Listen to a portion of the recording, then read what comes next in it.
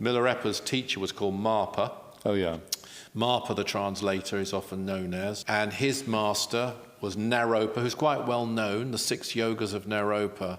Okay. And one of the things Marpa had to be able to do, by the way, was to find Naropa. Naropa didn't tell him where he was. He had to find him at certain times to learn more from him. And if he couldn't find Naropa using his powers, then he wasn't ready for the next initiation. No way. So that's one of the things. Wow, that's like proper I teaching, love isn't it? these Yeah. things.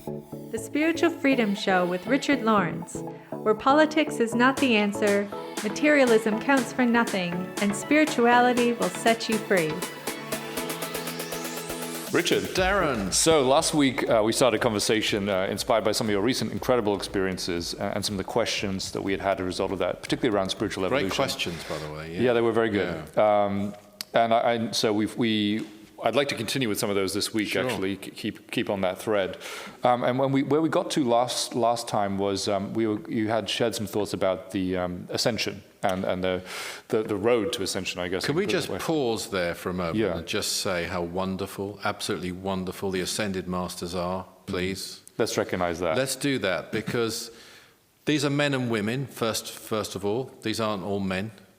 They're all Ascended Masters. They're often called the Great White Brotherhood, but most of them aren't white-skinned.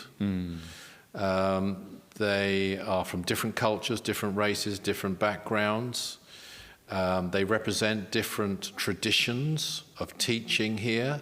Of course, they're beyond any tradition themselves, but they will sometimes attach themselves to a tradition in order to help it. But the point about them is, every single one of them could have left Earth. They are all volunteers. Yeah. They have all passed this wonderful test of evolution we spoke about last week, of coming down a level from where they could be. Oh yes, we did talk about this. We did. Yeah, They've all earned an initiation, the initiation of ascension, which could take them to Mars, to Pluto, Literally, yeah. to Jupiter, the planet of music, of perfume, of color, for example. And they've stayed here only to help us. And by staying here, they have to desensitize themselves to the vibrations of the people of Earth, especially on a lowly realm like the one we're on.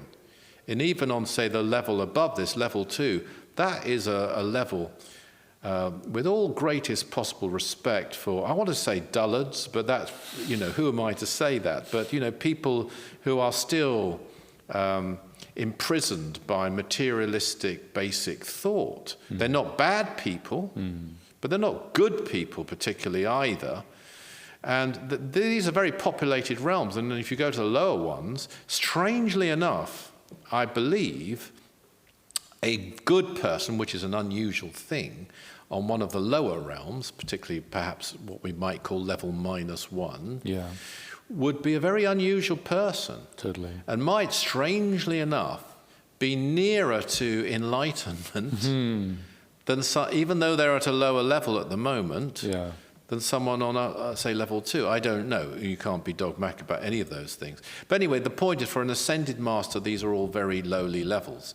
But again, if you take someone, and we have talked in the past about terrestrial masters who have made mistakes and then changed. I think this is maybe I find this inspiring because, I've made my mistakes. I've been flawed, whatever word you want to use. Sure. And so to find examples of those who change, although Dr. King would say, and did say, that everything he had done could be demonstrated by terrestrial people. Well, no, he didn't say that. That's wrong.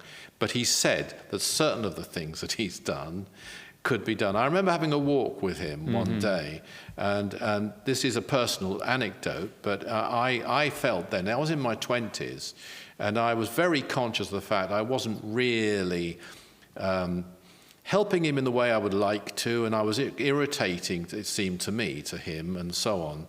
And we went for a walk. He knew I felt that way. He took me for a walk, at Putney Common, actually, which was very compassionate of him. And he said to me, "The day I stopped shouting at you is the day for you to start worrying, because that is the day I won't care. Yeah. Which was a very, very moving thing. And then he turned to me, and this is what he said. He said, there is nothing that I have done and that you couldn't do. And I'm standing there at the age of, I think, 25, thinking, well, I don't believe that. And looking at him respectfully and thinking, nah. But then he pointed at me again and said, because he must have picked up my thought, said, and I really believe that. Now, that was an experience to me, and I don't think by everything he meant some of his cosmic attainments and feats of combat and so on, but the things that a person can do on earth. What a liberating, great teaching, and of course, I still say his yardstick is way above anything I've got close to, absolutely. I'm the first to say that, and I'm not a master, and I'm not an adept, not claiming to be a master or an adept. But what a great, great thing that he could say such a thing. And, coming back to our terrestrial who changes, you take one of my heroes, always used to be the Yogi Milarepa. Some people have read about him, 11th century Tibet. There's someone who killed people in his youth. Wow. He practiced black magic, according to the biography of him, or I don't know if it's a biography or an autobiography, but the story is there, people can find it. He absolutely, under the guidance of his mother and certain other things, he was encouraged to do this, and he did it, and people died as a result of it. And he completely changed. He sought enlightenment because he stated, he believed that was the way through which he could help others. I see. Help the whole. And it is a way to help the whole, and it was a way. But the point is, he did. He had a very rigorous, I won't go into it all now, extremely testing. In fact, when I was going through some testing times with my master, if you like, Dr. George King, I found it very helpful. And he was really put through his paces in a most difficult manner, but he did attain enlightenment in that life. So there we have an example. I'm not saying he ascended, which is where we started this at all, but he did move. He made that journey from, as I said earlier, actually practicing black magic and killing people, or if we don't like the term black magic, negative magic, evil magic, whatever phrase you want to use, to becoming an enlightened person. Yeah. And this is just a wonderful thing. And this is the journey for terrestrial people. And it's there for us to make. Yeah, it's very relevant actually to this next question, which I think you could bring this together. I try to be relevant. And psychic, it seems. Yeah.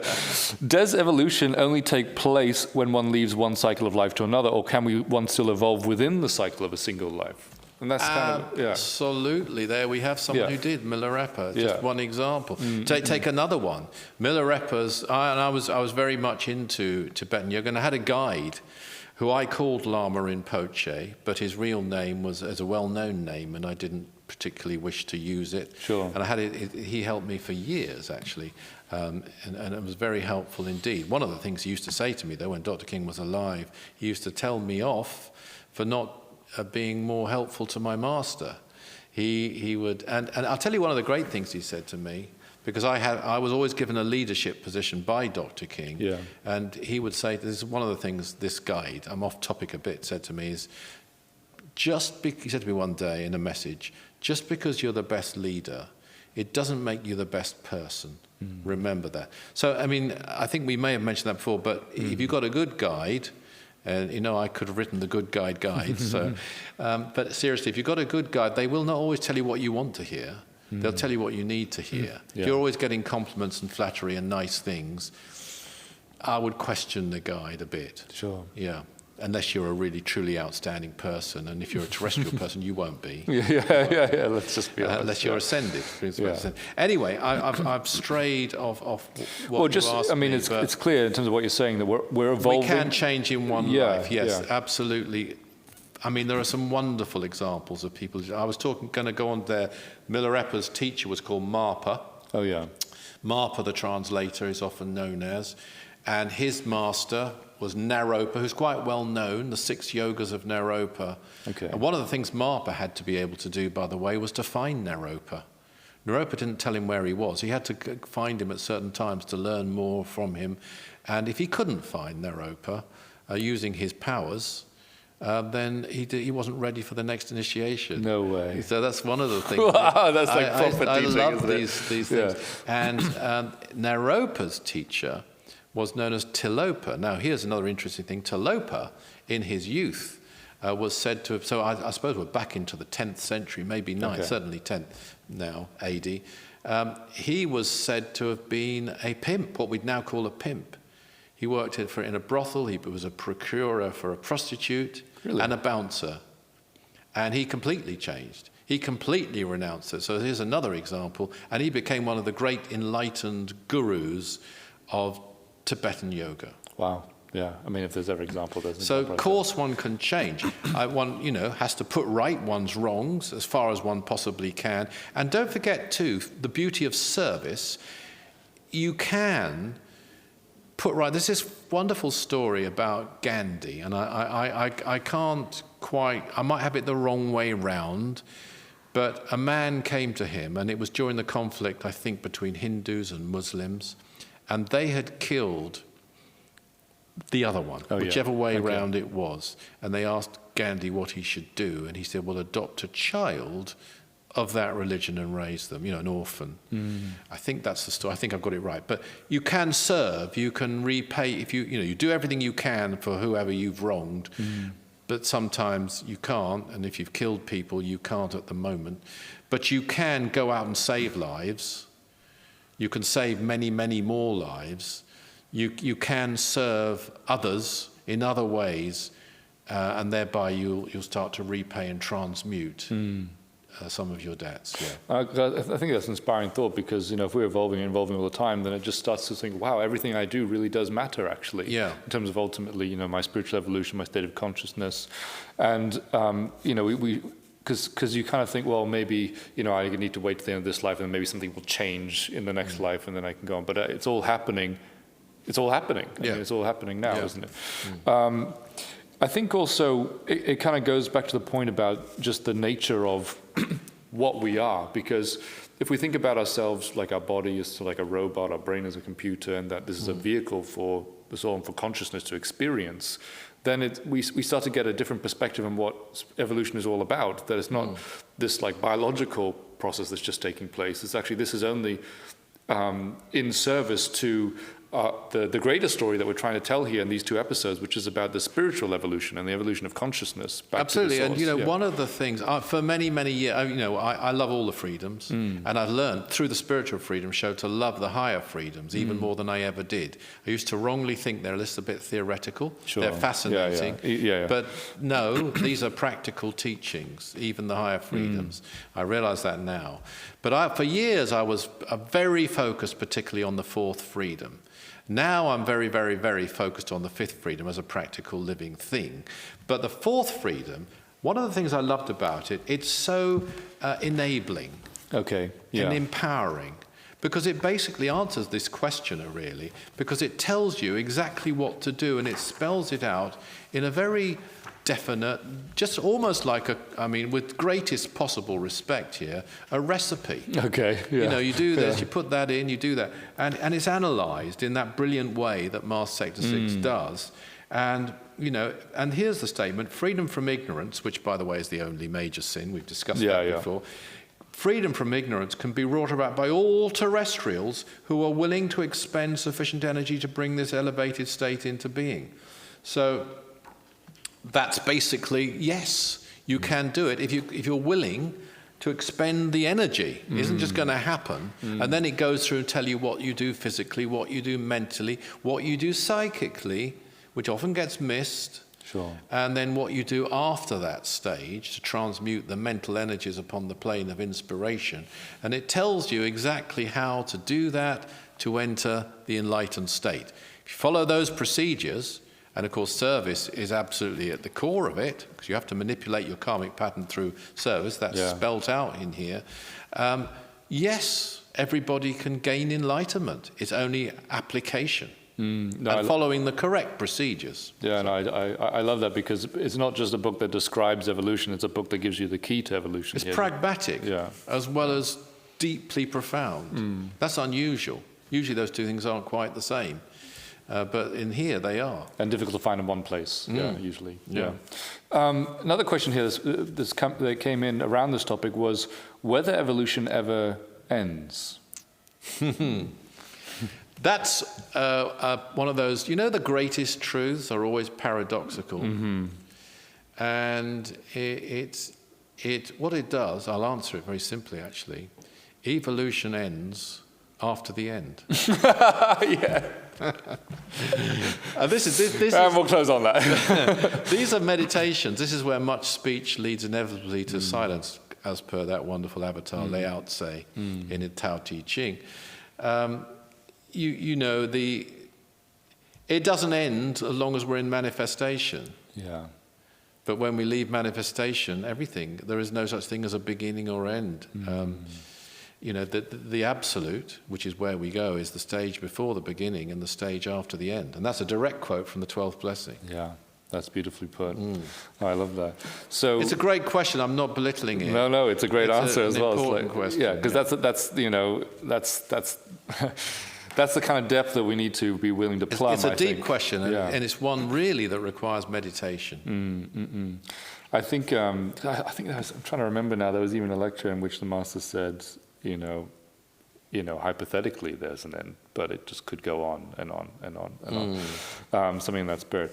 But I mean, I think what we've covered here in these two shows is really getting to the heart of the meaning in life. The meaning of life, I think, and we've talked about this like spiritual evolution through experience, ultimately back to the Godhead. And I think what a message to kind of make a part of our everyday. I mean, you said one thing in the last show I just wanted to bring out, which was thinking about the energy that we receive from the sun and how we use that in order to further not just our own spiritual evolution, but the evolution of the whole, and thinking about our responsibility to the galaxy, which is holding itself back for the sake of our evolution and experience. Yes. Well, I will mention one thing then in the light of that, and I personally believe there's a very, very good reason for this, which is that what we call the practices of Aetherius. Oh, yeah. There's a booklet we have, which are practices given by the Master Aetherius, and those practices are also in Realize Your Inner Potential, are all related in one way or another to the sun.